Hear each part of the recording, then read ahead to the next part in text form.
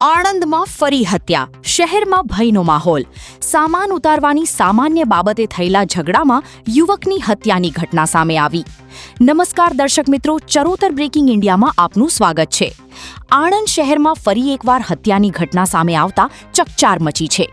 Anand railway station નજીક આવેલા જૂના દાદર વિસ્તારના ફ્રૂટ માર્કેટ પાસે ફૂટપાથ પર સામાન્ય બાબતે થયેલા ઝઘડાએ ઉગ્ર સ્વરૂપ ધારણ કર્યું હતું, જેમાં એક યુવકની હત્યા કરવામાં આવી હોવાની પ્રાથમિક માહિતી સામે આવી રહી છે. મળતી માહિતી મુજબ સામાન ઉતારવાની સામાન્ય બાબતે બે મિત્રો વચ્ચે બોલાચાલી અને ઝઘડો થયો હતો. ત્યારબાદ મામલો ઉગ્ર બનતા એક મિત્રે જ બીજા મિત્ર પર હુમલો કરતા યુવકનું મોત નીપજ્યું હોવાનું જાણવા મળે છે. ઘટનાની જાણ થતાં આણંદ પોલીસ તાત્કાલિક ઘટના સ્થળે દોડી ગઈ હતી. ડીવાયએસપી જીએન પંચાલ સહિત એલસીબીની ટીમે સ્થળ પર પહોંચી તપાસ હાથ ધરી છે. દરમિયાન સમગ્ર ઘટનાના સીસીટીવી ફૂટેજ પણ સામે આવ્યા છે, જેમાં ઘટનાની હકીકત કેદ થઈ હોવાનું જાણવા મળે છે.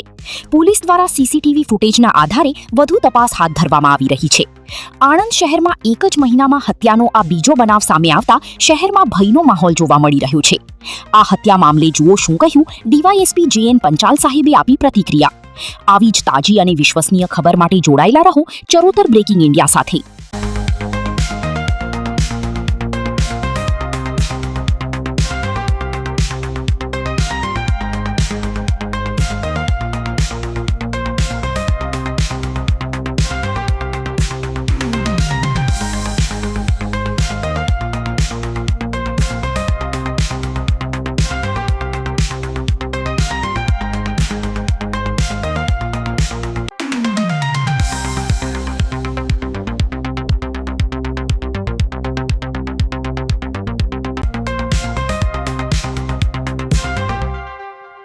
આજરોજ બપોરના 3:15 વાગ્યાના સુમારે આણંદ રેલવે સ્ટેશનની સામે આવેલ ફ્રૂટ માર્કેટમાં રમેશ બાલકભાઈ ગોસાઈ તેમના અન્ય 4 સાથી સાથે ફ્રૂટની અનલોડિંગ કરતા હતા. તે દરમિયાન લગભગ 3:30 વાગ્યાના સુમારે તેમના જ મિત્ર કાંતિભાઈ દેસાઈભાઈ ઠાકોર આ જગ્યાએ આવેલા હતા અને મને કેમ આજે લેબર કામ માટે લાવેલ નથી તેમ કરી રમેશભાઈ સાથે ઝઘડો કરેલો, બોલાચાલી કરી અને મારામારી કરી.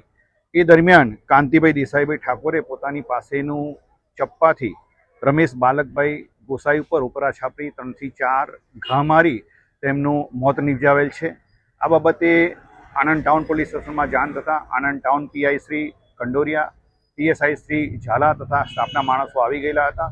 મરણ જનારની ડેડ બોડીને અત્યારે હોસ્પિટલમાં મોકલી આપેલ છે. તેમજ આ ગુનામાં સંડોવાયેલ આરોપી કાંતિભાઈ દેસાઈભાઈ ઠાકોરની તપાસ તજવીજ હાથ ધરેલ છે.